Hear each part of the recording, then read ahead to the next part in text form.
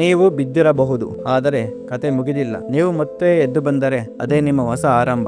ನಮಸ್ಕಾರ ಸ್ನೇಹಿತರೆ, welcome back to Spark with in Kannada. Day 9. ಜೀವನದಲ್ಲಿ ಎಲ್ಲರಿಗೂ ಒಂದು ಫಾಸ್ ಬರುತ್ತದೆ. ಎಲ್ಲವೂ ತಪ್ಪಾಗಿದಂತೆ ಅನಿಸುವ ಸಮಯ. ಎಕ್ಸಾಮ್ ಫೇಲ್ ಆಗುತ್ತೆ, ಬಿಸ್ನೆಸ್ ಲಾಸ್ ಆಗುತ್ತೆ, ರಿಲೇಶನ್ಶಿಪ್ ಫೇಲ್ ಆಗುತ್ತೆ, ಹಾಗೆ ಡ್ರೀಮ್ಸ್ ಕೊಲ್ಯಾಪ್ಸ್ ಆಗುತ್ತೆ. ಆ ಸಮಯದಲ್ಲಿ ನಾವು ಯೋಚಿಸುವುದು ಒಂದೇನು ಮಾಡುವುದು. The moral of the story: ಒಬ್ಬ ಯುವಕ ತನ್ನ ಡ್ರೀಮ್ಸ್ ಜಾಬ್ ಕಳೆದುಕೊಂಡ. ಅವನಿಗೆ ಅನಿಸಿತು, ನನ್ನ ಜೀವನ ಮುಗಿಯಿತು. 3 ತಿಂಗಳು ಡಿಪ್ರೆಷನ್ ರೀತಿಯ ಸ್ಥಿತಿಯಲ್ಲಿದ್ದ, ಕಾನ್ಫಿಡೆನ್ಸ್ ಝೀರೋ. ಒಂದು ದಿನ ಅವನ ತಂದೆ ಹೇಳಿದರು, ಮಗ, ಜೀವನ ರೀಸೆಟ್ ಬಟನ್ ಕೊಡೋದಿಲ್ಲ, ಆದರೆ ರೀಸ್ಟಾರ್ಟ್ ಬಟನ್ ಕೊಡುತ್ತದೆ. ಅವನು ಒಂದು ಸ್ಮಾಲ್ ಸ್ಟೆಪ್ ತೆಗೆದುಕೊಂಡ. ನ್ಯೂ ಸ್ಕಿಲ್ಸ್ ಕಲಿಯಲು ಶುರು ಮಾಡಿದ. ಫ್ರೀಲಾನ್ಸ್ ಕೆಲಸ ಮಾಡತೊಡಗಿದ. 1 ವರ್ಷಗಳ ನಂತರ ಅವನಿಗೆ ಬೆಟರ್ ಜಾಬ್ ಸಿಕ್ಕಿತು. ಡಿಫ್ರೆನ್ಸ್ ಏನು ಗೊತ್ತಾ? ರೀಸ್ಟಾರ್ಟ್ ಡಿಸಿಷನ್ ತಗೊಂಡಿದ್ದು. ರೀಸ್ಟಾರ್ಟ್ ಮಾಡುವವರು ವೀಕ್ ಅಲ್ಲ, ಅವರು ಬ್ರೇವ್ ಇದ್ದ ಹಾಗೆ. Remember, starting again is not sing of failure, it is a sing of courage.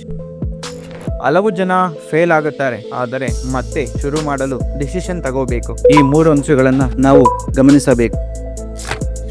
Number 1, you are never too late. Number 2, you are never too old. Number 3, you are never too behind. As long as you are late ಆಗಬಹುದು, ಆದರೆ late ಆಗಬೇಡಿ. ನೀವು ಈಗ ಯಾವ ಸ್ಟೇಜ್ನಲ್ಲಿ ಇದ್ದರೂ ಅದು ಒಂದು ಹೊಸ ದಿನ ಆಗಬಹುದು. ಅದು ನಿಮಗೆ ಹೊಸ ದಿನವೇ.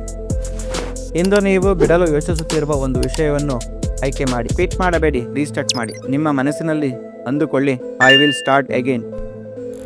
ರಿಮೆಂಬರ್, ಎಂಡ್ ಅಂದರೆ ಎಫರ್ಟ್ ನೆವರ್ ಡೈಸ್.